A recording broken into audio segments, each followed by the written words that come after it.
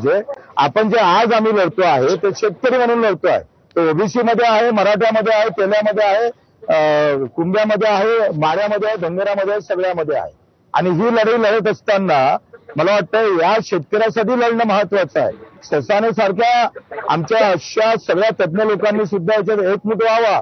तुम्ही तुमच्या जातीची लढाई लढत राहावी, पण शेतकरी म्हणून कोणी लढत असेल तर त्याच्यात आपण अशा प्रकारची वाच्यता करू नये।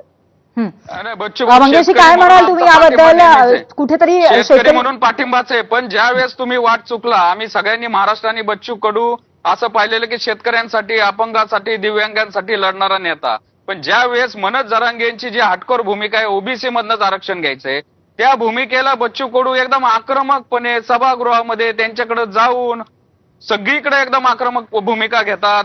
मराठा समाज काय पाकिस्तानचा आहे का, मराठा समाज कुणबी नाही तर कोण आहे का, हे सगळं आता डिजिटल युग आहे। तुम्ही जरा युट्यूबला गुगलला टाकलं तर सगळं अख्खा आलेख येतो। त्यामुळं तुम्ही जर जरांगेंच्या मांडीला मांडी लावली, त्यामुळं तुमच्या मतदारसंघातल्या ओबीसींनी तुम्हाला फटका दिलेला आहे, हे बच्चू भाऊंनी मान्य केलं पाहिजे। बरं मंगेशजी, आपण बच्चू कडू यांना विचारूया। बिलकुल चुकीचं आहे, बिलकुल चुकीचं आहे, बिलकुल चुकीचं आहे। बटेंगे तो कटेंगे मध्ये आमचा घात झाला, आमचा फतव्यामध्ये घात झाला। तुम्हाला अभ्यास नाही माझ्या मतदारसंघाचा।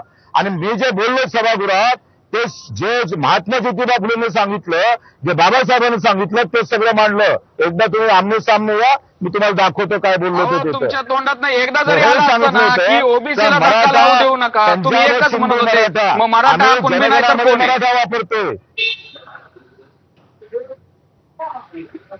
वेगळं 10% आरक्षण दिलेलं, त्याच्यावर बच्चू भाऊ तुमची काय भूमिका आहे? एससीबीसी आरक्षण, ईडब्ल्यूएस आरक्षणावर काय तुमची भूमिका आहे? हे जर वेगळं ताट दिलेलं आहे तर मग तुम्ही उलटे, तुम्हाला महाराष्ट्र मानतो, ओबीसी मानतात, तर तुम्ही म्हणलं पाहिजे जरांगेंना की बाबा नको वादविवाद, समाजामध्ये तेढ नको, ही भूमिका तुम्ही घेताल का? तुम्ही जाणून बुजून वेगळा अर्थ करताय।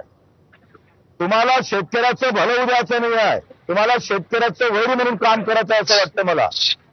शेतकऱ्यांच्या प्रश्नामध्ये तुम्ही आमचे नेते आहात, शेतकऱ्यांच्या प्रश्नामध्ये तुम्ही आमचे नेते आहात, पण ज्या वेळेस तुम्ही जरांगेंच्या अज्ञानी मागणीला तुम्ही पाठिंबा देता आणि एकदम आक्रमकपणे देता, सभागृहात देता, त्यांच्यासाठी रक्तदान करायला तयार होता, तुम्ही त्यावेळेस भुजबळ साहेबांवर तुटून पडता। पण त्यावेळेस तुम्ही थोडीशी समजूतदारपणाची ज्यावेळेस भावना घेतली असती, ती वेगळं ईडब्ल्यूएसचं 10%चं आरक्षण ते चांगलं आहे, त्यावेळेस ओबीसींनी पण म्हणले असते ना की बच्चू भाऊची भूमिका। मंगेशजी, आपण क्षणभर थांबूया। बच्चू कडूंना एकदा पूर्णपणे बोलू देत, तुमच्या अनेक प्रश्नांना ते उत्तर देत आहेत। माझं काय मत आहे, मी जे भाषण केलं ना सभागृहातलं ते नीटपणे ऐकावं। त्याचा जो सार होता, त्याचे जे संदर्भ होते त्यावर त्यांनी बोललं पाहिजे। मला एक सांगा, आता एखाद्या गोष्टीमध्ये एखाद्या चुकीचा काहीतरी निर्णय झाला असेल, घरातला एक कोपरा जर तुटला पडला तर आपण पूर्ण घर पाडत नाही। आम्ही पाहतोय आमचा हात एक तुटला तर दुसरा हात आपण तोडत नाही। या सगळ्या गोष्टी आपण समजून घेतल्या पाहिजे। आज शेतकऱ्याच्या आंदोलनाला काय गरज आहे याच्यावर न बोलता आपण जुने काही गोष्टी बाहेर काढून मुद्दाम होऊन आम्हाला कुठेतरी बदनाम करण्याचा प्रयत्न तर तो थांबवला पाहिजे। ठीक आहे, पण बच्चू भाऊ, याचा अर्थ इथून पुढे कुठल्याही जातीच्या किंवा आरक्षणाच्या आंदोलनामध्ये किंवा मंचावरती आपण दिसणार नाही, असा याचा अर्थ होतो का? प्रश्न मिटणार नाही, आपण दिसणार नाही असं म्हणताय आपण? हा बिलकुल, मी तेव्हाच ठरवलं होतं का शेतकऱ्याची लढाई, माझं काय म्हणणं आहे, शेतकऱ्याची लढाई आहे, हे शेतकरी म्हणूनच लढणार मी। पूर्ण महाराष्ट्राला पुन्हा एकदा आम्हाला एक समजून घ्यायचं आहे बच्चू कडूजी की कुठल्याही आरक्षणाच्या किंवा जातीच्या कुठल्याही मुद्द्याच्या अनुषंगाने आपण कुठल्याही मंचावरती इथून पुढे दिसणार नाही? बिलकुल नाही, माझं प्रेत दिसन, पण त्या बाबतीत मी कधी दिसणार नाही। मला वाटतं खूप मोठी बातमी तुम्ही आम्हाला दिलेली आहे आणि मला असं वाटतं मंगेशजींना विचारावं की आता तरी मान्य कराल का की त्यांचा खरोखरच हेतू पूर्णपणे शेतकऱ्यांसाठी उभा राहण्याचा आहे कुठेतरी, आणि जातीयवादी सगळ्याच आंदोलनांबद्दल प्रश्न उभा करतायत बच्चू कडूजी? मंगेशजी, नाही, नक्कीच मॅडम, बच्चू कडू हे नाव ऐकल्यानंतर आपल्या समोर जो चेहरा येतो तो शेतकऱ्यांसाठी भांडणारा, तो दिव्यांगांसाठी भांडणारा, अन्यायाच्या विरोधामध्ये मग सरकारी नोकरांवर तुटून पडणारा, वेळ प्रसंगी अनेक गुन्हे अंगावर घेणारा, जेलमध्ये जाणारा असा लढवय्या, सर्व समाजातल्या सर्व शेतकऱ्यांना न्याय देणारा.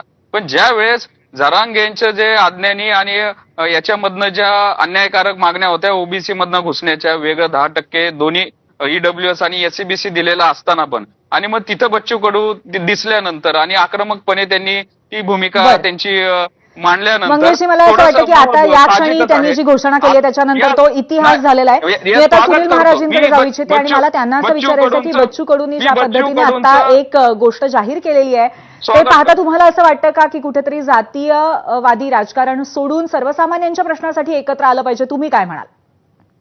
नक्कीच. मी बच्चू भाऊंच्या या भूमिकेचं या चॅनलच्या या डिबेटच्या माध्यमातून खूप मोठं त्यांनी महाराष्ट्रासमोर एक उदाहरण ठेवलेलं आहे आणि जे पण सामाजिक क्षेत्रामध्ये काम करतात त्यांनी बच्चू भाऊंचा आदर्श घ्यावा.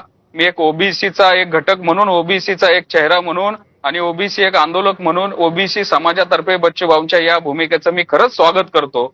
आणि अशाच प्रकारे कोणी जे सोशल वेगवेगळ्या याच्यात असतील त्यांनी त्यांच्या याच्यावर स्टिकअप राहावं. आणि नक्कीच या संदर्भामध्ये शेतकऱ्यांच्या प्रश्नामध्ये बच्चू भाऊ आमचे नेते असतील. हे पण मी बरं, आपण सुनील महाराजजींना सुद्धा याबद्दल विचारूया की या निर्णयाचं सुनील महाराजजी, आपण सुद्धा बंजारा समाजाचे एक प्रतिनिधी आहात, या अनुषंगाने आपण स्वागत करता का आणि सर्वसामान्यांचे प्रश्न कुठेतरी पुढे ठेवावे असं आपण मान्य करता का?